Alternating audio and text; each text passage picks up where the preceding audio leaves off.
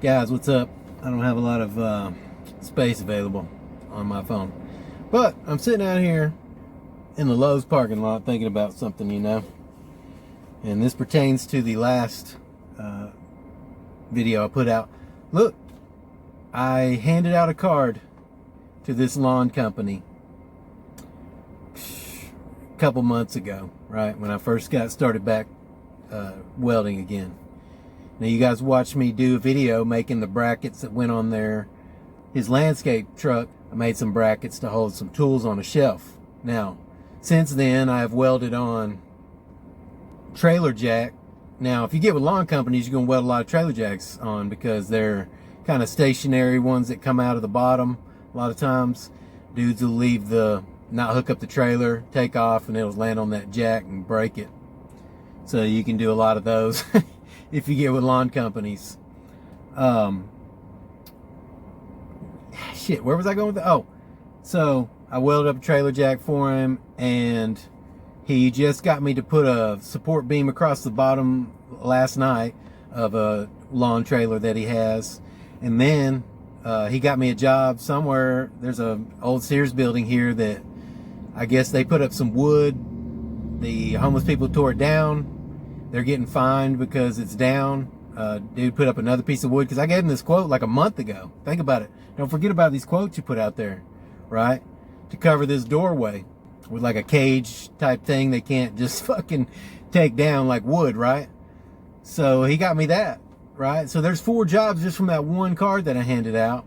And last night when I was there doing that job, there's a guy that came from a little, I don't know what the hell. It's a place that fixes electronics, like TVs and stuff. And they had a pallet, a 2-inch weld. He came and got me to do it. And I just ran over there real quick, welded it up for $60. Done. Right?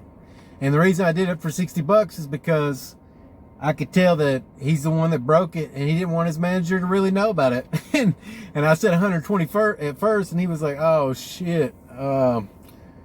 And I said, look, man, if you can hold on until I'm done with this other job, I'll run over here, I'll sew it up for $60, right?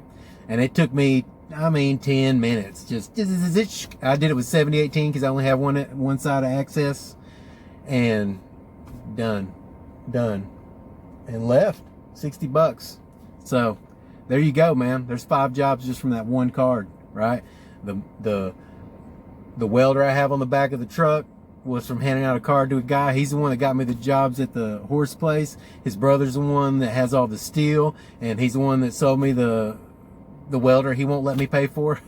I keep trying to give this guy money. He's like, nah, just keep it out, blah, blah, blah. Just those kind of people, man. And this is just from handing out cards. You meet people, you get to know people, right? You get connections, right? That warehouse, they have 9 warehouses. Now I'm their welder at all those warehouses. They loved what I did. The one that I was joking about, looked at the thing for 2 seconds. They're awesome people, man. They, they pay me, right? People, it's just hand out cards, guys. It's the most important thing you can do. It's serious. And I'm not talking about just hand out cards when you're at the gas station. I mean, hit the road, man. Go park somewhere. Walk down one side, come up the other. Done. You handed out 10, 15, 20 cards. Try to hand out 20 cards in one day. Set yourself a goal. 20 cards. I used to hand out cards and go door to door for different things. And I was like 30 people a day, man. If I could talk to 30 people a day, one of them's going to get it. One of them's going to take it. It's a numbers game, really. If you think about it, it's mathematics, bro.